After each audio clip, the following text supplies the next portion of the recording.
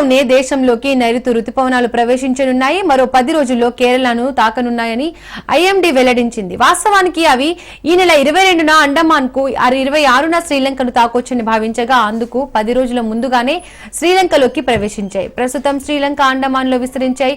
తాజాగా ఈ నెల 27 నాటికి కేరళను తాకే అవకాశం కనిపిస్తోందని ఐఎండీ తెలిపింది. రాబోయే రోజుల్లో మరింత వేగంగా కదలడానికి అనుకూల పరిస్థితులు ఉన్నాయని చెప్పింది. మరోవైపు పశ్చిమ మధ్య బంగాళాఖాతంలో ఉపరితల ఆవర్తనం కొనసాగుతోంది. దీని ప్రభావంతో రాగల 3 రోజుల్లో ఏపీలోని పలు ప్రాంతాల్లో తేలికపాటి నుండి ఓ మోస్తరు వర్షాలు కురిసే అవకాశం ఉందని ఐఎండీ వెల్లడించింది.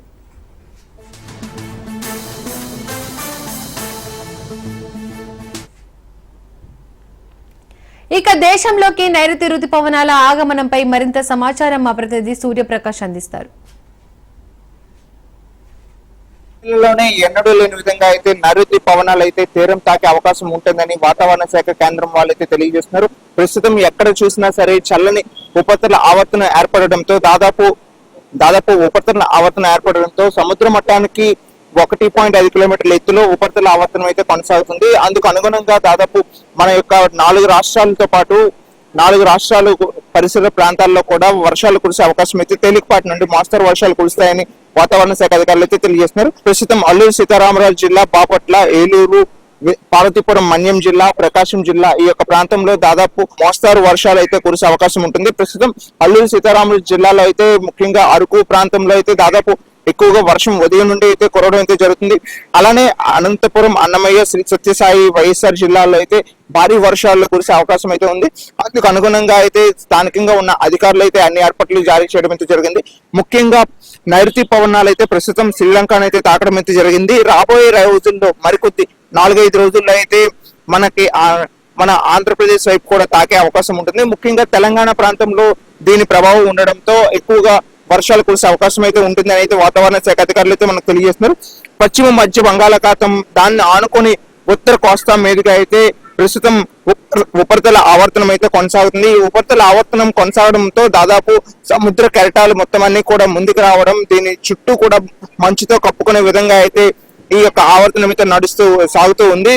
దాదాపు తేలికపాటి వర్షాల నుండి మోస్తరు వర్షాలు అయితే ఈ యొక్క ఆవర్తనం వల్ల కురుస్తుంది. అసలు నిత్యం ఎప్పుడు కూడా మే నెలలో ఒక తుఫాన్ అయితే ఉండడం జరుగుతుంది. దశాబ్దాల కాలంగా అయితే వాతావరణ మనం పరిశీలిస్తే దాదాపు మే నెలలో ఎప్పుడు కూడా ఒక తుఫాన్ అయితే ఉండడం అయితే జరుగుతుంది. కానీ ప్రస్తుతం ఈ యొక్క తుఫాన్ అయితే లేకపోవడం అయితే దాదాపు అందరూ కూడా ఒక ఆశ్చర్యానికి లోనవుతున్నారు. ఈ విషయాన్ని అయితే వాతావరణ శాఖ కేంద్రం అధికారులను అయితే అడగడంతో వాళ్ళైతే తెలియజేసింది ఏంటంటే ప్రస్తుతం ఉన్న ఆవర్తనం ఇక్కడ వాతావరణ పరిస్థితులు అనుకూలించకపోవడంతో తుఫాన్ అయితే రాకపోవడం జరగడం అయితే జరిగిందనే విషయాన్ని అయితే మనకు తెలియజేస్తున్నారు. అల్లూరు సీతారామరాజు జిల్లా, బాపట్ల, ఏలూరు, పార్వతీపురం, మన్యం, శ్రీకాకుళం, ప్రకాశం జిల్లాలో అయితే వర్షాలు కురిసే అవకాశం ఉంటుందని తెలియజేస్తున్నారు. తేలికపాటి నుండి మోస్తరు వర్షాలు అయితే కురిసే అవకాశం ఉంటుంది. దీని అంతటికీ ఒక ఎత్తు అయితే విజయనగరం జిల్లాలో దాదాపు 42 నుండి 48 డిగ్రీల సెల్సియస్ ఎండ కూడా ఉండిపోతుంది. అంటే రాష్ట్రంలో రకరకాలుగా అయితే ఈ వాతావరణం అయితే ఉండబోతుంది. ఒక చోట అయితే చల్లని వాతావరణాన్ని ఇస్తూ మరో చోట అయితే అత్యధికమైన ఉష్ణోగ్రతలు నమోదవుతూ కూడా దాదాపు అన్ని విధాలుగా కూడా ఈ యొక్క ప్రాంతం మొత్తం కూడా ఆంధ్రప్రదేశ్ రాష్ట్రం అంతా కూడా ఒక విభిన్న వాతావరణం అయితే నెలకొంటుంది. దీనికి అనుకూలంగా ఉండాల్సిన పరిస్థితులు అయితే వాతావరణంలో కలిగే మార్పుల వల్ల మాత్రమే ఈ యొక్క సమతుల్యత తప్పవుతూ దాదాపు వాతావరణ సమతుల్యత తప్పవడం వల్ల వాతావరణంలో ఇటువంటి మార్పులు చోటు చేసుకుంటున్నాయంటే వాతావరణ అధికార కేంద్రం నుండి అయితే వాళ్ళైతే మనకు తెలియజేయడం జరుగుతుంది. ప్రస్తుతం మనం సముద్రం విశాఖ ఆర్కే బీచ్ పరిసర ప్రాంతాల్లో అయితే ఉన్నాము. ఈ యొక్క ఆర్కే బీచ్ పరిసర ప్రాంతాల్లో అయితే దాదాపు నిత్యం ఈ యొక్క ప్రజలైతే పర్యాటకులు అయితే దాదాపు నిత్యం వస్తూ ఉంటారు. ప్రస్తుతం ఎండాకాలం అయితే మే నెలలో అయితే సాయంత్రం అయితే ఎక్కువ మంది పర్యాటకులు వస్తూ ఉంటారు. కానీ ప్రస్తుతం ఇక్కడ చల్లని వాతావరణం నెలకొనడంతో మేఘావృతం కావడంతో ఈ యొక్క ప్రాంతం మొత్తం మేఘావృతం కావడంతో దాదాపు ప్రస్తుతం ఇప్పటికే చాలా మంది పర్యాటకులు అయితే ఈ యొక్క ప్రాంతానికి వచ్చే పరిస్థితి కనిపిస్తుంది. నిత్యం ఇలానే చల్లదనం ఉంటే మరింత పర్యాటక అభివృద్ధి కూడా చెందే అవకాశం ఉంటుంది. అలా మరోపక్క అత్యధిక వర్షాలు కురవడంతో పాడేరు, అరకు ప్రాంతాలు, ఏజెన్సీ ప్రాంతాల్లో కూడా దాదాపు ఘాట్ రోడ్లలో అయితే చాలా ఇబ్బందులు అయితే ఎదుర్కొంటున్న పరిస్థితులు అయితే కనిపిస్తున్నాయి.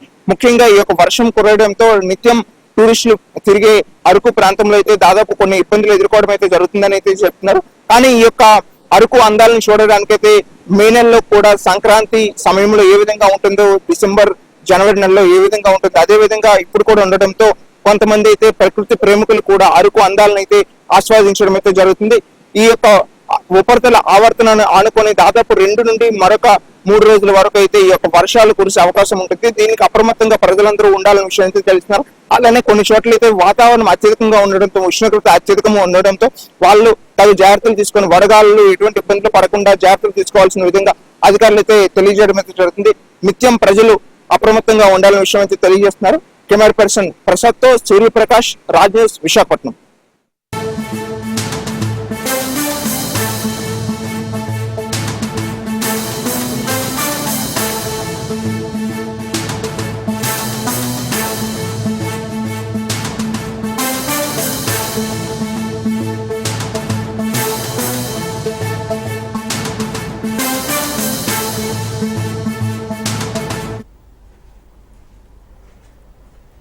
సరస్వతి పుష్కర పుణ్యక్షేత్రమైన కాళేశ్వర క్షేత్రం భక్తజన సందోహంతో కిక్కిరిసిపోయింది.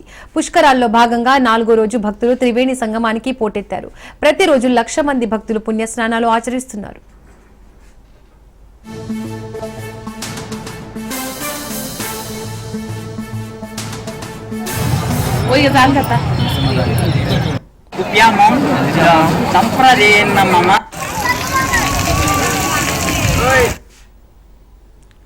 పెద్ద ఎత్తున ట్రాఫిక్ స్తంభించిన భక్తులు కాలినడకన పుష్కర ఘాట్లకు చేరుకుంటున్నారు. పుణ్యస్నానాలు ఆచరించి సరస్వతి మాతను, కాళేశ్వర ముక్తేశ్వర స్వామిని దర్శించుకుంటున్నారు.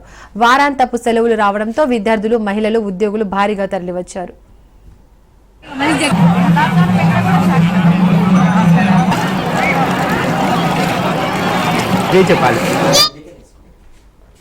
ముఖ్యంగా హైదరాబాద్, వరంగల్, కరీంనగర్ నుండి భక్తులు పెద్ద సంఖ్యలో తరలిరాగా పొరుగున ఉన్న ఏపీ, మహారాష్ట్ర, ఛత్తీస్గఢ్ రాష్ట్రాల నుండి భారీ సంఖ్యలో తరలివస్తున్నారు.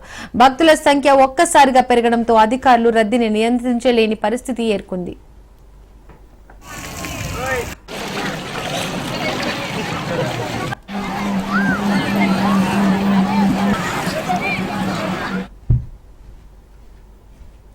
ఇక అధికారులు వీఐపీల దర్శనాలకు ప్రాధాన్యం ఇచ్చి సామాన్యులను విస్మరించడంతో భక్తులు అసహనం వ్యక్తం చేశారు. ఇప్పటికే 3 లక్షల మంది భక్తుల పుణ్యస్నానాలు ఆచరించినట్టుగా తెలుస్తోంది.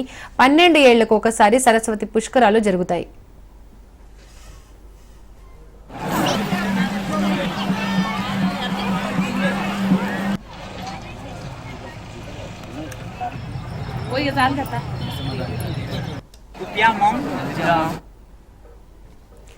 సరస్వతి పుష్కర పుణ్యక్షేత్రమైన కాళేశ్వర క్షేత్రం భక్తజన సందోహంతో కిక్కిరిసిపోయింది. పుష్కరాల్లో భాగంగా 4వ రోజు భక్తులు త్రివేణి సంగమానికి పోటెత్తారు. ప్రతిరోజు 1,00,000 మంది భక్తులు పుణ్యస్నానాలు ఆచరిస్తున్నారు.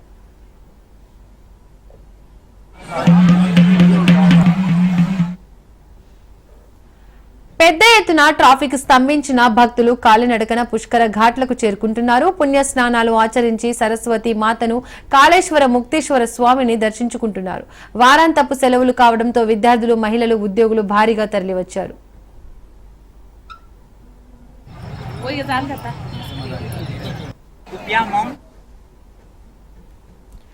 ముఖ్యంగా హైదరాబాద్, వరంగల్, కరీంనగర్ నుండి భక్తులు పెద్ద సంఖ్యలో తరలిరాగా పొరుగున ఉన్న ఏపీ, మహారాష్ట్ర, ఛత్తీస్గఢ్ రాష్ట్రాల నుండి భారీ సంఖ్యలో తరలివస్తున్నారు. భక్తుల సంఖ్య ఒక్కసారిగా పెరగడంతో అధికారులు రద్దీని నియంత్రించలేని పరిస్థితి ఎదుర్కొన్నారు.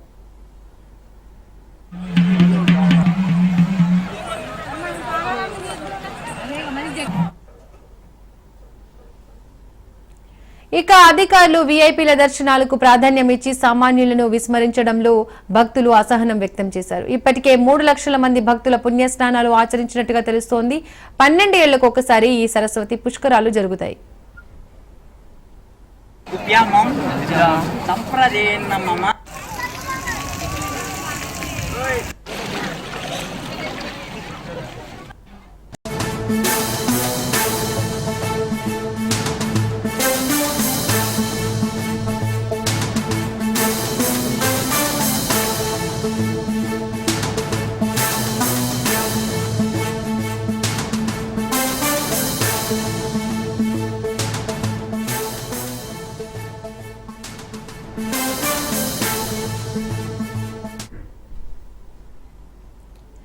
4 ఏళ్ల చిన్నారి కిడ్నాప్ కేసును పోలీసులు ఛేదించారు. నిందితులు లక్ష్మి, అప్పల స్వామిని అదుపులోకి తీసుకున్నారు.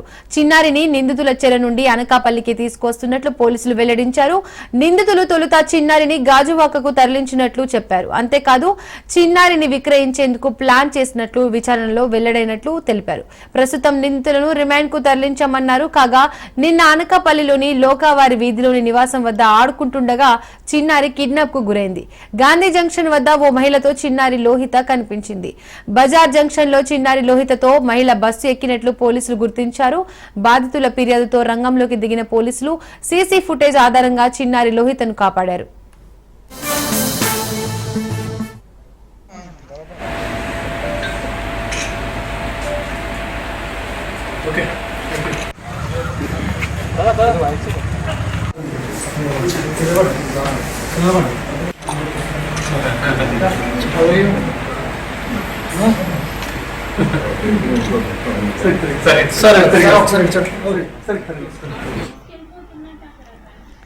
చిన్నారి కిడ్నాప్ కేసును ఛేదించిన పోలీసులు ఇక ఇదే అంశానికి సంబంధించి పూర్తి అప్డేట్స్ మా ప్రతినిధి సూర్యప్రకాష్ ఫోన్ ద్వారా అందిస్తారు. సూర్యప్రకాష్, దీపిక 4 ఏళ్ల చిన్నారి కిడ్నాప్ కేసు అయితే దాదాపు కూడా ఉమ్మడి విశాఖ జిల్లా మొత్తం కూడా ఒక్కసారిగా కలకలమైతే రేపింది. 14వ తారీఖు సాయంత్రం 8 గంటలకు రోడ్డు పైన ఆడుకుంటున్న బాలిక అయితే కనిపించట్లేదు. పోలీసులకైతే వాళ్ళు పోలీసులకైతే సమాచారం అందించారు. ప్రస్తుతం పోలీసులకు సమాచారం అందించి స్థానికంగా ఎవరికి కూడా తెలియజేయని తల్లిదండ్రుల కోరిక మేరకు పోలీసులు కూడా ఈ యొక్క విషయాన్ని బయటకు పెట్టడం అయితే ఆలస్యం జరిగింది. ఈ యొక్క విషయానికి సంబంధించి బాలిక కిడ్నాప్ కోసం అయితే సంబంధించి నిన్న ఎస్పీ సిన్హా అయితే అతను ప్రెస్ మీట్ పెట్టడం అయితే జరిగింది. ప్రెస్ మీట్ కి సంబంధించి ఈ యొక్క పూర్తి అంతా కూడా ఈ యొక్క కిడ్నాప్ చేసి పాపని అమ్మవేయడానికి అయితే చూస్తున్న విషయాన్ని అయితే వాళ్ళందరూ కూడా తెలియజేయడం అయితే జరిగింది. ఎస్పీ తెలియజేయడం జరిగింది. ఇదంతా ఒక ముఠాగా చేరి అనకాపల్లిలో తీసుకొచ్చిన అమ్మాయి గాజువాక ప్రాంతంలో అయితే తీసుకెళ్లి విక్రయించడానికి ప్రయత్నం చేశారన్న విషయం అయితే మనకు తెలుస్తుంది. ముఖ్యంగా ఇక్కడ ఈ ప్రాంతంలో ఇటువంటి మిస్సింగ్ కేసులు ఎక్కువగా రావడంతో బాలికలను చిన్నపిల్లలను అయితే దొంగలించడానికి ఎక్కువగా చూస్తున్నారనే విషయాన్ని అయితే గమనిస్తున్నారు. వెంటనే ఈ విషయాన్ని గమనించి టౌన్తోని లక్ష్మి అయితే ఈ యొక్క ఎక్కువగా ఇటువంటి చర్యలు చేస్తున్నారన్న విషయం పోలీసులు గమనించి ఆ సీసీ ఫుటేజ్ లో ఏదైతే వీడియో ఉందో దాన్ని ఆధారంగా టౌన్తో లక్ష్మిని అదుపులోకి తీసుకున్నారు. గాజువాక పరిధిలో అరెస్ట్ చేశారు. అక్కడ అరెస్ట్ చేసి ఆమెను విచారించగా చెప్పిన విషయం ఏంటంటే, మేము అమ్మాయిని తీసుకొని వెళ్ళి అమ్మేయడానికి కానీ లేదా చాకరీ చేయించుకోవడానికి అయితే మాత్రమే మేము తీసుకువెళ్ళామనే విషయం తెలియజేయడంతో పోలీసులు అనుమతిని దీని వెనక ఇంకెంతమంది ఉన్నారు పూర్తి దర్యాప్తు అయితే చేయడం జరుగుతుంది. Right, thank you Suryaprakash.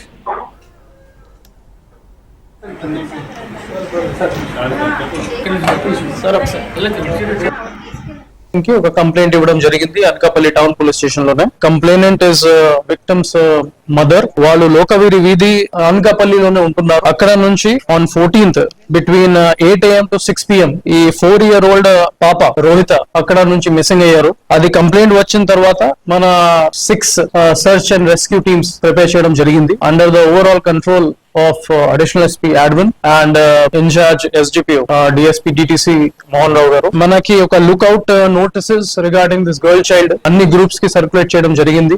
GMSK's WhatsApp groups, మన district police WhatsApp groups plus neighbouring districts Visakhapatnam, Vizianagaram, Kakinada వాళ్ళు కూడా షేర్ చేయడం జరిగింది. జలగల మాడు జంక్షన్ ఇన్ అనకాపల్లి ఆ ఏరియాలో ఒక బొలెరో వెహికల్ ఇంటర్సెప్ట్ చేయడం జరిగింది. AP 39U4887. ఇందులో మనకి ఈ missing girl plus accused number 1 Lakshmi along with her husband మనకి ముగ్గురు దొరికారు.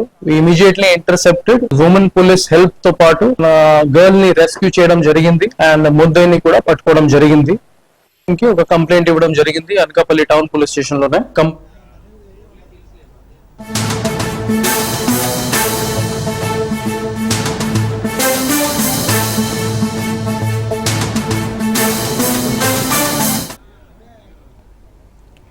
ఏపీ అభివృద్ధి కృషికి సహకారం అందించాలని ప్రధాని మోడీకి మంత్రి నారా లోకేష్ విజ్ఞప్తి చేశారు. 2047 వికసిత్ భారత్ లక్ష్యాన్ని చేరుకోవడంలో ఏపీకి తన వంతు సహకారం అందించేందుకు దిశానిర్దేశం చేయాల్సిందిగా విన్నవించారు. వికసిత్ భారత్ లో భాగంగా స్వర్ణాంధ్ర 2047 విజన్ ను సాధించేందుకు సీఎం చంద్రబాబు చేస్తున్న కృషికి తోడ్పాటు అందించాలని కోరారు.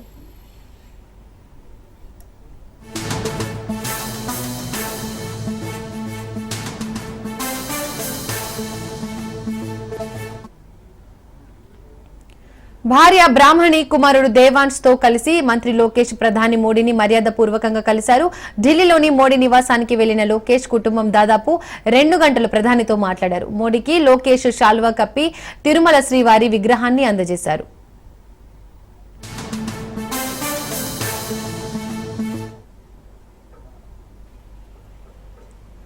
ప్రధాని Modi Yuvagalam coffee table book ను ఆవిష్కరించారు. లోకేష్ నుంచి మొదటి ప్రతిని అందుకున్నారు. మరో పుస్తకంపై మోడీ సంతకం చేసి లోకేష్ కు అందించారు.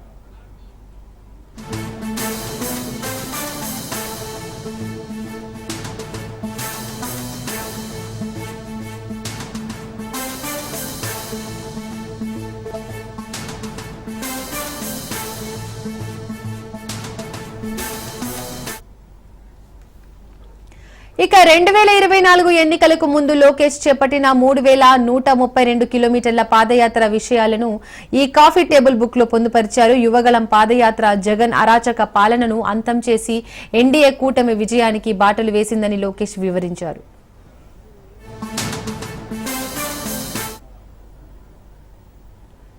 తన నివాసంలో బ్రాహ్మణి దేవాంశ్లకు ప్రధాని మోడీ ఆశీస్సులు అందించారు. దేవాంశ్ ను తన ఒడిలో కూర్చోపెట్టుకుని కుశల ప్రశ్నలు వేశారు. దేవాంశ్ కు చదరంగంలో ఉన్న ప్రావీణ్యాన్ని స్వయంగా అడిగి తెలుసుకుని అభినందించారు.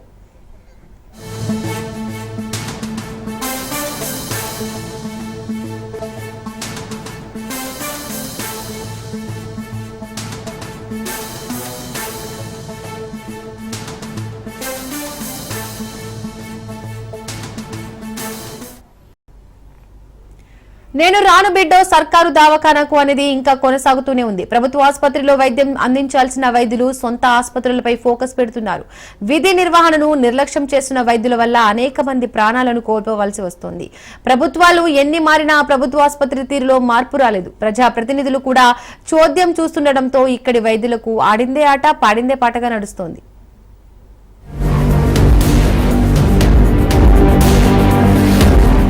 ఉమ్మడి పాలమూరు జిల్లాలోనే అతిపెద్ద జిల్లాగా ఏర్పడిన నాగర్ కర్నూలు జిల్లా కేంద్రంలోని ప్రభుత్వ జనరల్ ఆసుపత్రి స్థాయి పెరిగినా కనీస సౌకర్యాలు కూడా రోగులకు అందుబాటులోకి రాకపోవడం లేదు. ఆసుపత్రిలో అత్యాధునిక పరికరాలు ఉన్నప్పటికీ వైద్యుల నిర్లక్ష్యం, వైద్యుల కొరత వల్ల ఆసుపత్రిలో చేరే రోగులు వివిధ పరీక్షల కోసం ప్రైవేటు ఆసుపత్రులను ఆశ్రయించడం తప్పడం లేదు.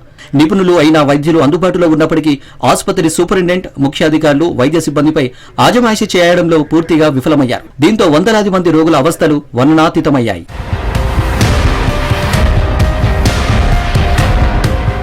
ఆసుపత్రికి వచ్చే రోగులకు వైద్య సిబ్బంది చీదరింపులు తప్ప సేవలు అందడం లేదు. సాధారణ రోగులకు ఇక్కడి ఆసుపత్రిలో వైద్య సేవలు అందని ద్రాక్షగానే మారాయి. రోగులను పరామర్శించేందుకు రాజకీయ పార్టీల నేతలు, ముఖ్య నాయకులు వచ్చే సందర్భంలో వారికి మాత్రమే మెరుగైన వైద్య సేవలు అందుతున్నాయని విమర్శలు వినిపిస్తున్నాయి. అంతేకాదు ఆసుపత్రిలో రోగులు, ఎలుకలు, కుక్కలతో సావాసం చేయవలసిన పరిస్థితి ఏర్పడిందంటే వైద్యులు, సిబ్బంది పనితీరు అర్థమవుతుంది.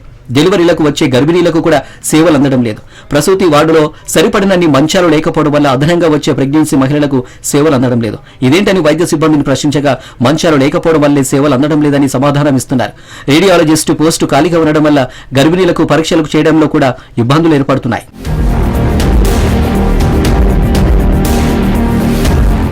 ప్రభుత్వ ఆసుపత్రి సమస్యలకు నిలయంగా మారిందని చెప్పొచ్చు. స్థానిక ఎమ్మెల్యే రాజేష్ రెడ్డి సత్యహాగా వైద్యుడు కావడం పట్ల ఆసుపత్రి నిర్వహణపై దృష్టి సాధించిన ఇక్కడ సమస్యలు మాత్రం పరిష్కారం కావడం లేదు. ఎమ్మెల్యే, ఎమ్మెల్సీలు ఆసుపత్రిని సందర్శించి వైద్యులకు సూచనలు చేసినా వారు పట్టించుకోవడం లేదని విమర్శలు వినిపిస్తున్నాయి.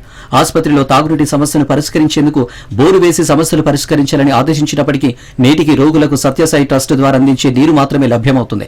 ఒకవైపు కూర్చునేందుకు కూడా కుర్చీలు లేకపోవడమే కాక ఆసుపత్రి ప్రాంగణంలో అపరిశుభ్రత రాజ్యమేలుతుంది. నేటికి ఆసుపత్రి సలహా కమిటీలు ఏర్పాటు చేయకపోవడంపై ఉన్నతాధికారుల పర్యవేక్షణ లోపమే అసలు కారణమని అర్థమవుతోంది.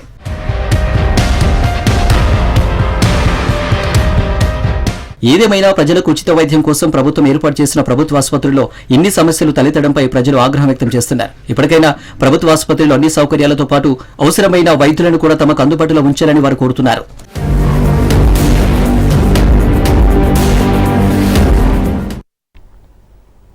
గెలుపుకు హామీలను ఆయుధంగా పెట్టుకున్నాయి పార్టీలు. ఎన్నికల సమయంలో నోటికొచ్చిన వరాలు ఇచ్చి వాటికి పేరు పెడతారు. గెలిచేందుకు ఎన్నో వరాలు ఇచ్చి కోటలో రాణిలాయాక వాటిని ప్రజలకు అందకుండా చేస్తారు. ఏపీలో సూపర్ 6 పథకాల్లో అందరినీ ఆకర్షించే దీపం పథకం పరిస్థితి కూడా ఇప్పుడు అలాగే ఉంది. ప్రతి ఇంటిని ఆకర్షించిన ఉచిత గ్యాస్ సిలిండర్లు మాటలకే పరిమితమయ్యాయి.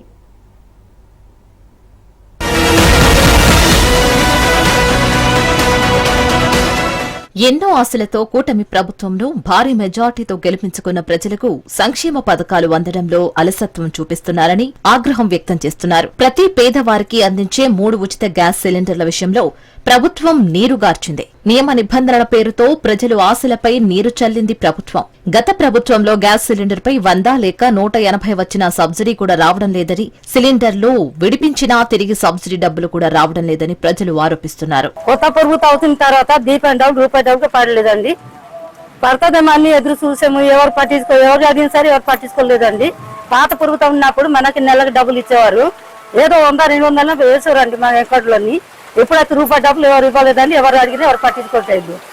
ఎవరికి వెళ్ళి అడగాలి? కొత్త ప్రభుత్వం అవుతున్న తర్వాత ఇస్తారని ఆశపడుతున్నాము. ఇదిగో అంటున్నారు, అదిగో అంటున్నారు, రూపాయి డబ్బు కూడా పడలేదండి. ఉమ్మడి విశాఖలో లక్షలాది మంది ఉచిత గ్యాస్ సిలిండర్ లబ్ధిదారులు ఉన్నారు. ఏజెన్సీ ప్రాంతంలో దాదాపు 20,000 కుటుంబాలు ఉన్నాయి. అయితే వారిలో చాలా మంది కూలి పనులతో బ్రతుకు వెళ్లదీసుకునేవారే. వారికి ఏడాదిలో 4 గ్యాస్ సిలిండర్లు రావడంతో ప్రభుత్వం ఇచ్చే ఉచిత సిలిండర్ల పథకం ఎంతో సంతోషం ఇచ్చింది. కానీ ఆ సంబరం కొన్ని రోజులు మిగల్లేదంటున్నారు ఏజెన్సీ ప్రాంత వాసులు. గ్యాస్ కు డబ్బులు కడితే వారంలో జమ చేస్తామని చెప్పడంతో ఒక్కసారిగా ప్రజలు నిరాశ చెందారు. కష్టపడి డబ్బులు కట్టినప్పటికీ రోజులు గడుస్తున్నా దీపం పథకం డబ్బులు రాకపోవడంతో ఆవేదన వ్యక్తం చేస్తున్నారు. కానీ గ్యాస్ డబ్బులు ఒకసారి పడ్డాయి, మళ్ళీ ఇంకా అక్కడి నుంచి పడలేదండి. ఎవరిని అడగాలో ఏటని తెలియట్లేదండి మాకు. మరి ఎవరినైనా ఎవరిని అడిగినా మాకు పడలేదమ్మా లెక్కల్లో మాట్లాడుతున్నారు. ఎవరిని అడగాలో మీరే చెప్పాలండి. పడలేదు. ఉచిత గ్యాస్ సిలిండర్ల పథకం సంబంధించి ఎవరిని అడిగినా తెలియదనే అంటున్నారని దీపం పథకం లబ్ధిదారులు తెలుపుతున్నారు. గ్యాస్ ఏజెన్సీకి చెందిన వారు సచివాలయ సిబ్బందికి చెప్పడంతో ఈ సమస్యకు పరిష్కారం ఎవరు చూపుతారో అర్థం కాక ఇబ్బందులు పడుతున్నామని అన్నారు. దీపం పథకం డబ్బులు పడతాయన్నారు, ఇప్పుడు వచ్చి పడలేదు. ఈ ప్రభుత్వం ఏదో వచ్చి మంచి చేస్తుంది అనుకుంటే అది కూడా లేదు. అసలు ఎవరికి చెప్పినా సరే అసలు పట్టించుకోవట్లేదు, ఏంటో అర్థం కావట్లేదు. దయచేసి దీపం డబ్బులు పడేటట్లు చూస్తారని కోరుకుంటున్నాం. ఇప్పటికైనా ముందుగానే డబ్బులిచ్చి గ్యాస్ బుకింగ్ చేసిన వారికి ప్రభుత్వం నేరుగా ఉచితంగా గ్యాస్ సిలిండర్ ఇచ్చి ఆ డబ్బులను చెల్లించేలా చూడాలని లబ్ధిదారులు కోరుతున్నారు. రాయితీ డబ్బులు బ్యాంక్ ఖాతాలో జమ కావడం అర్థం కాని గిరిజనులకు, పేద ప్రజలకు ఇబ్బందులు లేకుండా చూడాలని వారు కోరుతున్నారు.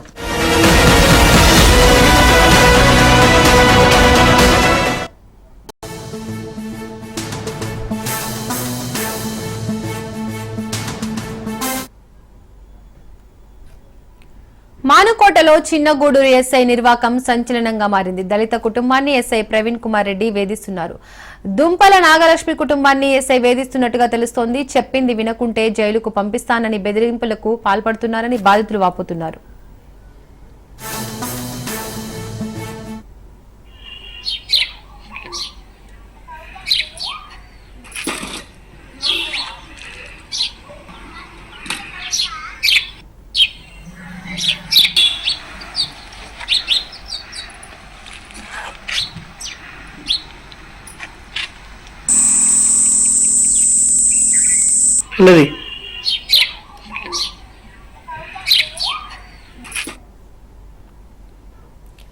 గాడిపల్లి సత్యనారాయణ, దుంపల శ్రీనివాసులకు కొంతకాలంగా భూ వివాదం కొనసాగుతోంది. చిన్నగూడూరు ఎంపీఓకి ఫిర్యాదు చేయగా ఎంపీఓ నోటీసులు ఇచ్చారు. ఆకస్మికంగా ఎంట్రీ ఇచ్చిన ఎస్ఐ దళితుడు శ్రీనివాస్ ఇంటి గోడను కూల్చివేశారు. ఎవరికైనా చెప్తే జైలుకు పంపిస్తానని బెదిరించాడు.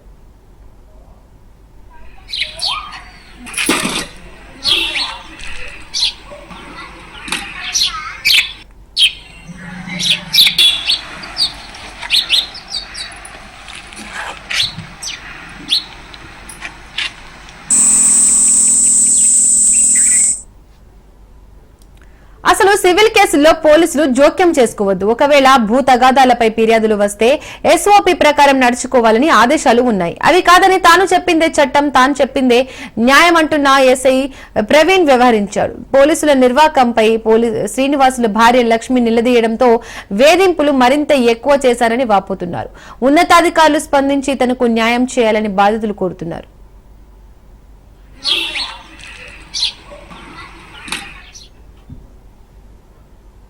మా మామగారు 50 ఏళ్ల క్రితం భూమి కొన్నాడు, ఇది ఇల్లు చోటు కొని మాకు గొడవలు అయితే అంటే కాగితం రాపిచ్చింది సార్. కాగితం రాపిస్తే ఆ కాగితం రాంగ్ కాగితం అని ఎస్ఐ కానిస్టేబుల్ ఆ కాగితం చెల్లదు అని పక్కకు పడేసి పలానా సత్యనారాయణ ఆయనది ఖరీదులకు తీసుకొని మాదేం పట్టించుకోకుండా ఆయన గురించి మమ్మల్ని మెంటల్ టార్చర్ పెడుతున్నారు. వచ్చి మేము గోడ కట్టుకుంటే ఆ గోడను నా భర్తలు ఏం చూసి కూలగొట్టిండు. సత్యనారాయణను కానిస్టేబుల్ కూలగొట్టి నా భర్తలు ఏం చూసి ఇట్టెన్ని కూలగొట్టిరంటే నా మీద ఎట్టబడితే అట్ని మాట్లాడి కూలగొట్టి పోయిరు. నా భర్తను పోలీస్ స్టేషన్ పిలిచి టార్చర్ పెట్టుకుంటూ నిన్ను కేసుల పాలు చేస్తా, నిన్నేం చేస్తానో చూడు, నిన్ను సందు చూసి సమయం చూసి నిన్ను జైల్లో పడేస్తా, నువ్వు మాట్లాడకు, బయట గోడ కూలగొట్టిందని మా పేరు చెప్తే మాత్రం బాగోదు అని నా భర్తను బేరిస్తా అంటే, ఏంది సార్ అట్ట బేరిస్తారా నేను పోయి అడిగితే, నువ్వేందమ్మా నా అట్ట చూస్తాను ఏందని బొమ్మలు ఎగిరేసుకుంటూ